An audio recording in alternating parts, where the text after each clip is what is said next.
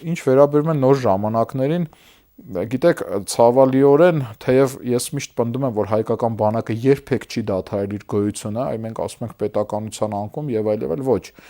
հայկական բանակը զինված ուժերի իմաստով երբեք չի դադարեցրել գործունեությունը, նույնիսկ այն շրջանում, երբ որ հայոց թագավոր կոչումի կրողը մենք չենք ունեցել,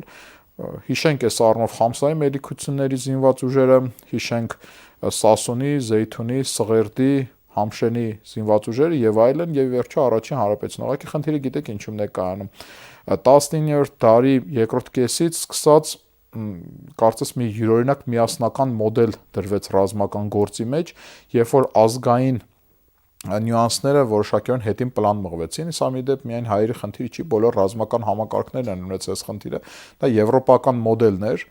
Մոլտկե ավագի, այսպես ասած, հորինած մոդելը, որ ընկավ պրուսական, հետո գերմանական կայսրության հիմքով եւ իր արմատներով հասավ առաջին համաշխարհային պատերազմ եւ այլն, եւ սա ըստ էության եվրոպական չափանիշներ, որ իր արմատներով գնում էր ընդհանուր մինչեւ Նապոլեոնյան պատերազմներ եւ այլն։ Այս չափանիշները իրոք իրենք լավն էին, բայց իրենք մի վատ կողմ ունեին, որ նախատեսված են եվրոպացիների համար եւ հաճախ ազգային որոշակի առանձնահատկություններ հաշվի չէին առնում, բայց դե մյուս կողմից էլ արդեն հրազենի հայտ գալը, ժամանակակից պատերազմի միջոցների հայտ գալը եւ այլ բոլորին անխուսափելի բերում էր սրան։